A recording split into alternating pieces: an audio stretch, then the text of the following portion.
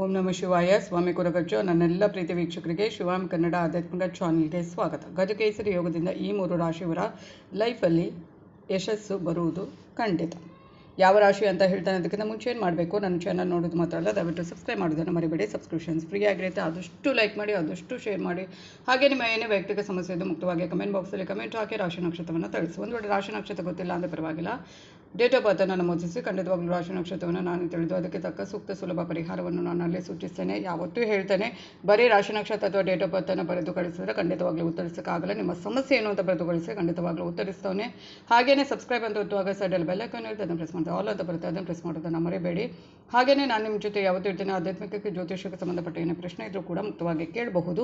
ಹಾಗೆಯೇ ನಾನು ನಂಬಿರುವ ಶಿವದೇವರ ಹಾಗೂ ಕೊರಗಜ್ಜು ದೇವದ ಆಶೀರ್ವಾದ ನನ್ನೆಲ್ಲ ಪ್ರೀತಿ ವೀಕ್ಷಕರ ಮೇಲೆ ಸದಾ ಇರುತ್ತೆ ಅಂತ ಹೇಳ್ತಾ, 100 ವರ್ಷಗಳ ನಂತರ ಅಕ್ಷಯ ತೃತೀಯ ದಿನದಿಂದ ಗಜಕೇಸರಿ ಯೋಗ ರೂಪುಗೊಳ್ಳುವಂಥದ್ದು. ಯೋಗದಿಂದ ಈ 3 ರಾಶಿಯವರು ಏನು ಎನಿಸುತ್ತಾರೋ ಅದು ಆಗುತ್ತೆ. ಅದೃಷ್ಟ ಅವರ ಬೆಂಬಲಕ್ಕೆ ನಿಂತು ಬಿಡುವಂಥದ್ದು. ಸನಾತನ ಹಿಂದೂ ಸಂಸ್ಕೃತಿಯಲ್ಲಿ ಅತ್ಯಂತ ಪವಿತ್ರ ಎಂಬುದಾಗಿ ಪರಿಗಣಿಸಲಾಗುವಂಥ ಅಕ್ಷಯ ತೃತೀಯ ಇದೇ ಮೇ 10ರಂದು ನಡೆಯುವಂಥದ್ದು. ಈ ಸಂದರ್ಭ ಸಾಮಾನ್ಯವಾಗಿ ನಿಮ್ಮೆಲ್ಲರಿಗೂ ತಿಳಿದಿರುವ ಹಾಗೆ ಚಿನ್ನವನ್ನು ಖರೀದಿಸುವಂಥ ಸಂಪ್ರದಾಯ ಇದೆ. ಅಕ್ಷಯ ತೃತೀಯ ದಿನದಂದು ಚಿನ್ನ ಅಥವಾ ಬೆಳೆಯನ್ನು ಖರೀದಿ ಮಾಡಿದರೆ ಲಕ್ಷ್ಮೀದೇವಿ ಸಂತೋಷಗೊಳ್ತಾರೆ, ಒಲಿಯುತ್ತಾರೆ, ಆಶೀರ್ವಾದ ಮಾಡ್ತಾರೆ ಅನ್ನುವಂಥ ಪ್ರತೀತಿ. ಇನ್ನು ಇದೇ ಸಂದರ್ಭದಲ್ಲಿ ಗಜಕೇಸರಿ ರಾಜಯೋಗ ನಿರ್ಮಾಣ ಆಗ್ತಾ ಇದ್ದು ಸಾಕಷ್ಟು ಕಾರಣ. ಗಜಕೇಸರಿ ರಾಜಯೋಗ ಯಾವಾಗ ಆಗತ್ತೆ ಅಂದರೆ, ಅದು ಗುರು ಮತ್ತು ಚಂದ್ರ ಇಬ್ಬರು ಕೂಡ ಸಂಧಿಸ್ತಾ ಇದ್ದರೆ ಗಜಕೇಸರಿ ರಾಜಯೋಗ ರೂಪುಗೊಳ್ಳುವಂಥದ್ದು. ನಿಮ್ಮ ಒಂದು ಜಾತಕದಲ್ಲಿ ಕೂಡ ನೋಡ್ಬೋದು ನೀವು, ಯಾವುದಾದ್ರೂ ಒಂದು ಇದರಲ್ಲಿ ಗುರು ಮತ್ತು ಚಂದ್ರ ಒಟ್ಟಿಗೆ ಇದ್ದರೆ ಅದು ನಿಮಗೆ ಗಜಕೇಸರಿ ಯೋಗವನ್ನು ಕೊಡುತ್ತೆ, ರಾಜಯೋಗವನ್ನು ಕೊಡುತ್ತೆ. ಇಷ್ಟು ವರ್ಷಗಳು ಅಂತ ಇರ್ತಿದ್ದು ಇಂತಿಷ್ಟು ದಿನ ಅಂತ ಮಾತ್ರ ಇರುತ್ತೆ. ಆದರೆ ನಿಮ್ಮ ಜಾತಕದಲ್ಲಿ ಏನಾದರೂ ಇದ್ದರೆ ಖಂಡಿತವಾಗ್ಲೂ ಏನಾಗುತ್ತೆ, ತುಂಬಾ ಒಳ್ಳೆಯದಿದೆ. ನೀವು ಅಂದ್ಕೊಂಡಾಗೆ ಎಲ್ಲವೂ ಆಗುವಂಥದ್ದು. ಹಾಗೆಯೇ ಯಾವ ರಾಶಿ ಅನ್ನೋದನ್ನು ನೋಡೋಣ. ಮೊದಲನೇದಾಗಿ ಮೇಷರಾಶಿ. ಮೇಷರಾಶಿಯವರಿಗೆ ಧನುರಾಶಿ ಯೋಗದಲ್ಲಿ ಗಜಕೇಸರಿ ರಾಜಯೋಗ ಆಗುವುದರಿಂದಾಗಿ ಹಣ ಸಂಪಾದನೆಯನ್ನು ಮಾಡುವುದಕ್ಕೆ ಯಾವುದೇ ಅಡ್ಡಿ ಆತಂಕಗಳು ಮೇಷರಾಶಿಯವರಿಗೆ ಇರುವುದಿಲ್ಲ. ಮೇಷರಾಶಿಯವರಿಗೆ ಗುರುಬಲ ಶುರುವಾಗಿದೆ. ಹಣಕಾಸಿನ ವಿಚಾರದಲ್ಲಿ ಇನ್ನು 1 ವರ್ಷಗಳ ಕಾಲ ಯಾವುದೇ ಸಮಸ್ಯೆ ಆದಷ್ಟು ಬರೋದಿಲ್ಲ. ಆಕಸ್ಮಿಕವಾಗಿ ಕೂಡ ಸಾಕಷ್ಟು ದೊಡ್ಡ ಮಟ್ಟದಲ್ಲಿ ಮೇಷರಾಶಿಯವರಿಗೆ ಧನ ಲಾಭ, ಸಾಕಷ್ಟು ಸಮಯಗಳಲ್ಲಿ ಲಾಭದಾಯಕ ಕೆಲಸಗಳು ಮಾಡುವಂಥ ಅವಕಾಶ ದೊರಕಲಿದೆ. ನಿಮ್ಮ ಆದಾಯದಲ್ಲಿ ಕೂಡ ಹೆಚ್ಚಳ ಆಗುವಂಥ ಸಾಕಷ್ಟು ಕೆಲಸದ ವ್ಯವಹಾರದ ಅವಕಾಶಗಳು ಕೂಡ ನಿಮ್ಮ ಜೀವನದಲ್ಲಿ ಬರುವಂಥದ್ದು.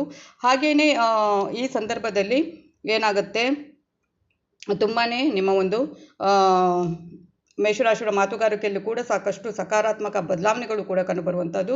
ಇದರಿಂದಾಗಿ ಜನರು ಕೂಡ ನಿಮ್ಮ ಬಗ್ಗೆ ಸಾಕಷ್ಟು ಉತ್ತಮ ಅಭಿಪ್ರಾಯಗಳನ್ನು ಹೊಂದಲಿದ್ದಾರೆ. ಇದರಿಂದಾಗಿ ಜನರ ನಡುವೆ ನಿಮ್ಮ ಮೇಲೆ ಇರುವಂಥ ಗೌರವ, ಪ್ರೀತಿ ಕೂಡ ಎರಡೂ ಕೂಡ ಹೆಚ್ಚಾಗಲಿವೆ. ನಿಮ್ಮ ಕನಸುಗಳನ್ನು ನನಸು ಮಾಡಿಕೊಳ್ಳುವಂಥ ಅವಕಾಶಗಳು ನಿಮಗೆ ಸಿಗಲಿದೆ. ಆದರೆ ಅವುಗಳನ್ನು ಸರಿಯಾದ ರೀತಿಯಲ್ಲಿ ಸದುಪಯೋಗಪಡಿಸಿಕೊಳ್ಳಬೇಕಾಗಿದೆ. ಇದು ಮೇಷರಾಶಿಯವರಿಗೆ. ನೆಕ್ಸ್ಟ್ ನೋಡುವಂಥದ್ದು ಯಾರಿಗೆ ಅಂದರೆ ಅದು ಕರ್ಕಾಟಕ ರಾಶಿಯವರಿಗೆ.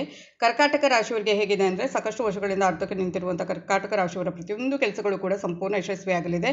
ಕರ್ಕಾಟಕ ರಾಶಿಯವರಿಗೆ ಕೂಡ ಅಷ್ಟಮ ಶನಿ ಇದ್ದರೂ ಕೂಡ ಗುರುಬಲ ಶುರುವಾಗಿದೆ.